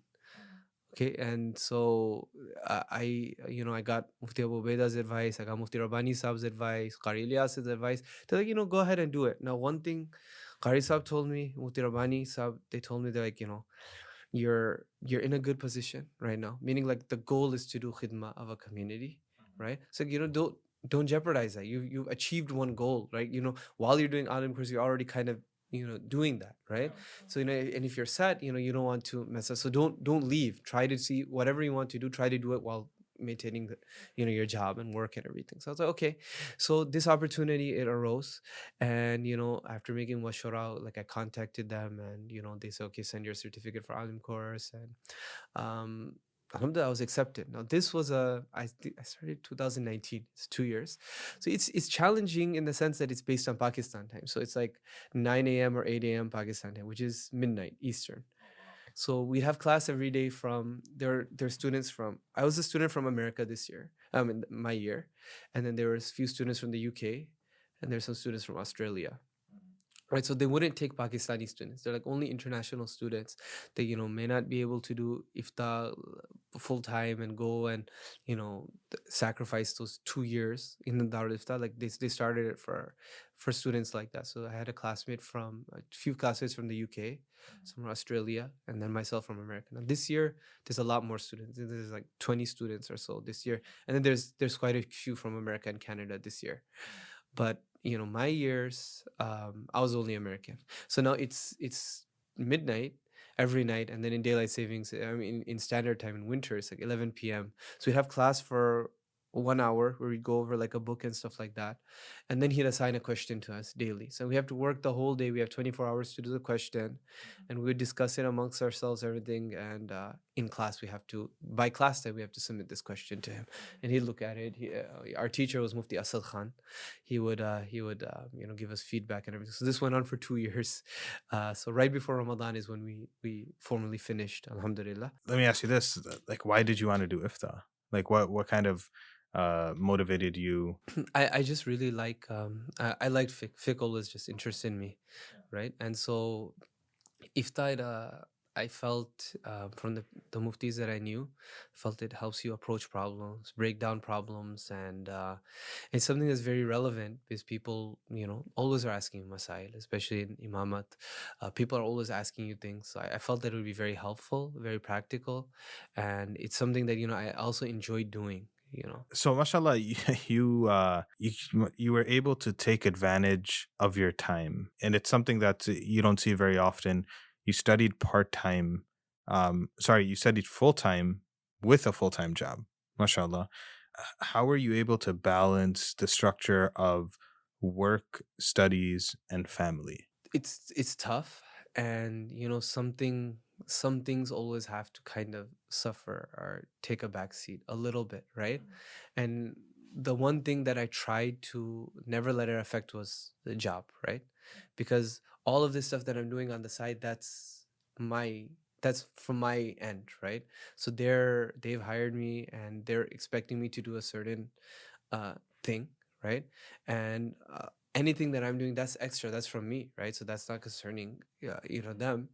And like alhamdulillah, like I said, like alhamdulillah, Tawheed Center, I love Tawheed Center. They've always been so kind to me, right? But at the same time, like I felt from my end, like why should I do less over there, right, when I'm doing this for myself? Okay, so the two things that I have to balance between is family and studies, right? And really based on the time in life, some things are going to take more precedent than the other, right? So sometimes, did I study as hard as I should have or put in as much time as I should have? Maybe not. Maybe, I have things going on with my kid or my, wife, and, like I have those responsibilities. But my wife was always, very, very understanding, very for me, for some people, marriage could be a distraction. For me, really, it added a lot of structure to my life, right? Because now you're like, okay, I have to make everything work now, right? Because you have a responsibility of someone else. She's always very, very supportive and very helpful. And the other thing is you have to sleep less. So like, now with my kids, how much can you tell a kid like no, right? So you spend time with them and then like, just stay up, right? And so I mean like I don't sleep a lot. So like, I would just stay up and I would do whatever I have to do. I'd stay up. For me, waking up early doesn't work. Like I can't sleep early and wake up early. It just doesn't work for me. So I'll just stay up, stay up, stay up until I can't stay up any longer. And sometimes once I start falling asleep in the books or whatever, then sometimes I fall asleep there. Sometimes I just go and go to sleep and just make dua that whatever effort I put in, Allah subhanahu wa ta'ala will make it whole. Whatever partial I was ever to put in. Inshallah, inshallah. And what advices would you have for somebody who wants to study? The advice I would give is number one, that nothing is insignificant. Okay, so whatever you're doing, there's benefit in it, but you need to have some plan. Like unless your plan is just to do something here and there, you want to have some structure or some plans. Like going to Qari Ilyas, that was great for me, right? Because now that put like timelines and deadlines on everything. It's not an open-ended thing, right? So that's very helpful, right? To number two is like I said, just show up. Whether you're not prepared and you're totally gonna embarrass yourself, that's fine. Just show up, deal with that's for your islah as well. One of there was I won't say who it is, and I respect this person a lot, and they really, I think they like me a lot. I just talked to him the other day. It's a senior alim from Chicago. They used to come and they used to give us exams for Qari Ilyas, right? So one of them, he came, and in the test, it was on Shara Jami. Shara Jami is just like, it's tough. I didn't study for it. He called me a gada in the test, right? The question was on a gada. Like the sentence had something about a donkey in there. I was able to answer. It was like, looks like you're the gada. It's like, yeah, I should have done better. That's all I said. Some of this stuff is for your islah. It's fine, right? But you have to just show up. And if you at least put yourself there physically, inshallah, Allah subhanahu wa ta'ala, he'll take care of the rest. Your teachers will see your efforts, and inshallah they'll make dua for you. Another thing I would say is have the company and advice of senior ulama. Observe them, try to learn from them. So like, I was lucky because I had Qari Ilyas, I had Mufti Rabbani, and Mufti Rabbani, like, I can't say enough good things about him. Like, you'd be really good. He doesn't like to talk about himself, but you've got to somehow get him on this show. Inshallah. Because, like he does so many things that people don't know about. And like for me, like he's so busy, but anytime I call him, he'll pick up, or he'll call me back. Or like even in Ramadan, I wrote like this little, like it's like 40 pages or something just about zakat, right? Because people kept asking questions, just like minor, not minor, but it's just like basics of zakat and FAQs and stuff, right? I really wanted to give this to send this out to my community and other people, but I wasn't confident enough to do it unless it has Mufti Saab or somebody senior, their stamp of approval on there, right? And now I'm trying to get it done before Ramadan because everybody's giving their zakat in Ramadan, so it didn't get done in Ramadan. But what happened is, the way that Mufti Saab took out time for it is, and you know Irfan Shatari? Yeah. So I'm gonna give him a shout out here too. Like he's like one of my best friends, like good guy.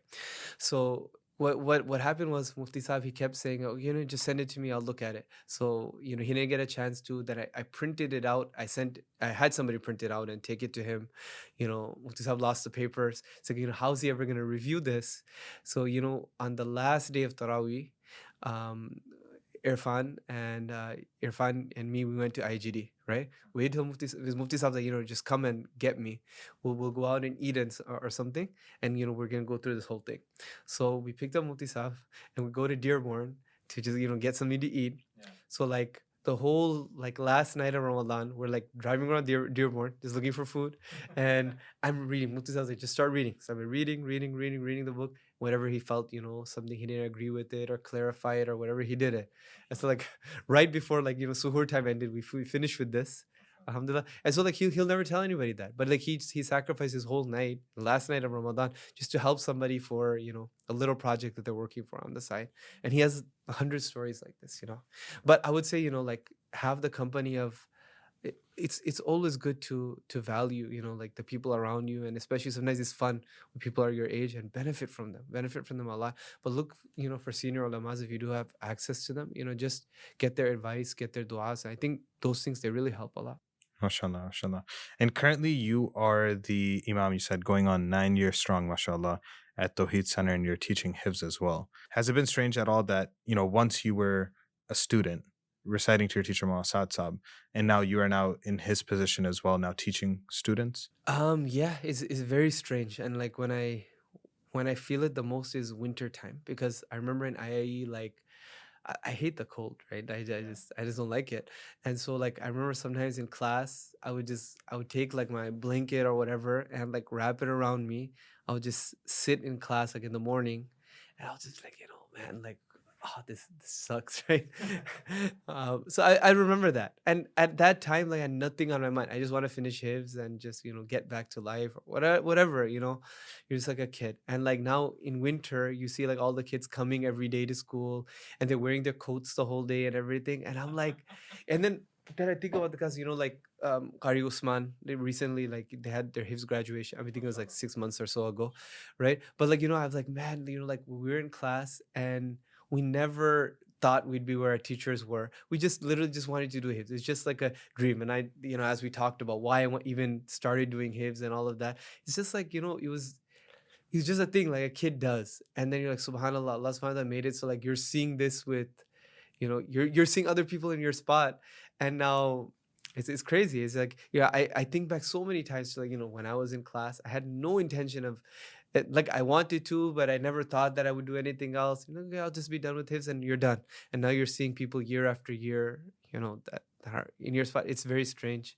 You just make dua that Allah subhanahu wa ta'ala makes you worthy of it. Allah subhanahu wa ta'ala accept. One question, I don't know if I asked you this or not, but, why did you want to teach Hifz? Because of my experience at IIE, I felt like it's such a noble thing, and you get rewarded for it, and all of the khairukum man ta'allama al-Qur'ana wa 'allama, the best of you is who teach the Quran, who learn the Quran and teach it. So all of that, I just felt like it was a good thing. And then before doing alim course, like I felt like that's my one way of serving the deen, and like doors just kept opening and opening. And, one thing I will say, like that probably we didn't mention it, but the Imam in Tawheed Center, Maulana Ihsan, we've been together now for 9 years, right? In working. So he was teaching Hifz there before, and then like for when I got hired, like he was also made Imam and everything on the same day, right? September 1st, 2012. Right. So, and he's older than me, probably like 6-7 years older, maybe, I don't know, maybe 5 years. But he's always, like through all of my, ups and downs and whatever, like studying, he's always supported me. So yeah, I just want to give him a shout out here as well. Like I wouldn't have been able to do a lot of the things I did unless if it were not for my son. So just give him a shout out as well. MashaAllah, inshallah. Connect us, inshallah, we can invite him and have him on as well. Yeah. So is there anything like that you wish that people in the community knew about you? The reason I ask this is that, as an individual serving as an imam, you're kind of revered and looked up to. But sometimes I've noticed certain people just, they're like, man, I'm just a human too. Yeah, so not anything specific about me, right? Because even like as we talked about before I came on, like nobody really likes to talk about themselves, right? Drink their own Kool-Aid. Nobody really likes that. But more like just about imams in general, okay, or scholars, ulama in general. Now, so we are human, like you said, we're human beings. Now there are some things like as a disclaimer, there's some things that are like they're unexcusable. Yeah, we hope that Allah subhanahu wa ta'ala, he forgives everybody. People can change, right? So but like, there's some things you could forgive but you really can't forget. And maybe if you make certain mistakes, you should find some other line of work, right? I mean, but besides for that, like taking all of those things out, we're human beings. There's times when you're in a bad mood. Something might have happened at home, and now you're just in a bad mood, and you might be more strict in class than you'd otherwise be. Or somebody might say something, and you might have like like a sharp answer or whatever, right? Like we are human beings. Like, we're not angels, right? We make mistakes, and like the other day, somebody, they called me 11:30, right? Isha is like around 11 o'clock, and now it's like 10:50 or something. He called like 11:30, so I didn't pick up. All right. Then I just got home, and so I didn't pick up. And then then like the next day or something, I'm I left the masjid. I think I was looking at my phone. Somebody texted me or something. So I was just looking. I was walking out, and the person, oh, you didn't say salam. Like, yeah, you're right. Sorry, I didn't say salam. I didn't know. Yeah, you don't even return calls or whatever. You might have to edit this out. And then I'm like, you called me at 11:30. Like, why am I gonna why am I gonna take you know? But should I have reacted like that? No, right? But in general, like right now, what's happening is like there's like this celebrity sheikhs and all of that, and many of them are like great people. Like, you might know them personally, so they are great people, right? But how much, you're presenting like a very polished image of yourself for like 2 hours, 3 hours, 1 hour. Like, how much bad can you do in that time? Like, if you try hard enough, you can. There's some people that can, right? But like, like somebody's watching this, right? If they don't know me, I hope that I came off as like a decent person, right? Like, they're not gonna, think anything bad of me, inshallah, at the end of this, right? But for my community, like, they know me much more than the audience, right? And my family, they know me even more, right? So like, what I think is like there has to be like a value, like, celebrities, everything, they're in their place, but like the people that you see growing up in front of you, the people that you see day in day out, that you see mess up, but you see that, like, they're genuinely, they're trying to do something, they're trying to be good, right? Despite making mistakes and having hiccups here and there, like, that they really try to, like, appreciate people like that. I'm not saying for myself, I'm just saying in general. So like, when Sheikh Saad, he came for our youth retreat like 2-3 years ago, at the end he said, like, mashallah, you guys like invited me, I really like it. But there's a saying, and this is the one few times you'll hear him talk in Urdu. He's like, there's a saying that kar ki murgi dal barabar, right? He's like, so events like this, they're good, but they're for a spark. But you have to go to the people that are local to kind of, you know that maintain this spark and kind of, like, take care of you and work with you spiritually and everything. But you have to realize the fact that they're local means that you're going to be privy to their ups and their downs, right? And you're going to see them make mistakes, you'll see them lose their temper, you'll see them do things that they shouldn't have done, or just make a misstep, right? And so, like, if you genuinely see good in that person, then I would say just give them the benefit of the doubt. If you have a concern, it doesn't necessarily have to be broadcast to the whole world. Like, if you really are concerned for, tell them on the side, make dua for them. Like, one of my friends, he mentioned this, and it's very true. When you see in the hadith, you see Nabi sallallahu alaihi wasallam, there would be times he'd be starving, he'd go out, he'd be starving. Okay, fine, you could say that Nabi sallallahu alaihi wasallam, he chose this life. But now you have Abu Bakr radiallahu anhu, you have Umar radiallahu anhu, they're going out, they're starving, right? At the same time, in Medina, you have very wealthy people, or you have people who they're when they realize that Nabi Sallallahu Alaihi Wasallam is hungry, Umar radiallahu anh is hungry, Abu Bakr radiallahu anh is hungry, and others, they're able to take them to their house and feed them, right? So what do we learn from that? I mean, you learn that sometimes people that are serving others, and again, like, it's not about myself, I'm just saying this in general for colleagues and etc. Sometimes the people that are in service, sometimes people forget that they're humans as well. People forget about their needs. They might be neglected sometimes, they might have their own issues, and they might have their own challenges, but everybody's focused on themselves, right? So that's something I would say. Just realize that we're human beings, and my community, so thankful. You guys seen me since I was 22, and so you seen me from single to married, kids, everything. And I made my share of mistakes, but alhamdulillah, they always have embraced me and overlooked, and my son too, because I mean, he had to deal with a lot of I'm younger, so I'm gonna make mistakes. But alhamdulillah, like, he's always been cool, very cool and collected, and always let things slide and clean things up. MashaAllah. Closing thoughts or final two questions that I had on my plate. What motivates you to teach? What motivates me to teach is to see the results at the end. Because, there's I guess one other thing that people should know. Teaching is extremely frustrating, right? Do you have kids? I don't. Okay, so inshallah. But when you imagine like one kid or two kids, they're hard to deal with. Your own children. Now imagine you having 20 kids, right? That you have to deal with. That you have to, I don't want to say deal with, but manage, that you're responsible for. You're responsible for. And not only are you responsible for managing them, you're responsible for them memorizing something verbatim in a language that they don't know, right? So it's very frustrating, right? Um, but the thing that motivates you, it's seeing those results at the end. And sometimes it's not the good students. Like good students, yeah, you're happy that does motivate you, and you really want to see them excel. But sometimes it's a student who may not be that good, but you know how much work you had to put in just to make the student average. And now after 1 month or 2 months or 3 months, you're like, okay, man, they made some progress. Okay, they're improving here, they're improving there. So that is motivating, and you see that. Other things that you teach, I mean, alhamdulillah, like I do have the opportunity to teach some other books and this and that, but that's not more that frustrating. Like it's interesting, and it's a different challenge. It's motivating because you're pushing yourself, right?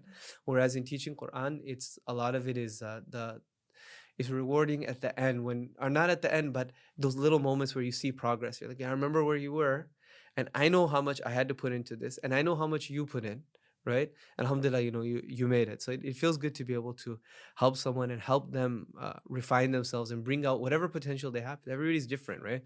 You don't need everybody to be Qari Abdul Basit, but you want to help everybody reach their own personal best. MashaAllah. And do you have any future plans? Anything else? MashaAllah, it seems like once you start studying, you never stop studying. Is there anything else that's on the horizon? Um, Alhamdulillah, like I'm still working with IFTA, like under the tutelage of other people, answering questions and working on that, focusing. Like as I said, I have my tafsir that I do weekly, and some other small projects that I'm working on. Of course, under the guidance of my asatiza, etc. So, alhamdulillah, like I pray that Allah subhanahu wa ta'ala takes khidmah, and I hope that, you all make dua for me, whoever's listening, make dua for me. And one other request I have too, since it seems like we're wrapping up. As I mentioned, Mana Yusuf's dad, right? My Khalu, who just passed away. Anybody who listened to this and benefited, read Surah Fatiha for him one time, because, mashallah, he facilitated a lot of things. May Allah Ta'ala fill Mona Yusuf's father's qabr with nur, grant him a high and lofty place in Jannah, in Al Firdaus, without any hisab and without any reckoning. Jazakallah khairan. I can't thank you enough for coming out, making your way out here from Detroit, mashallah.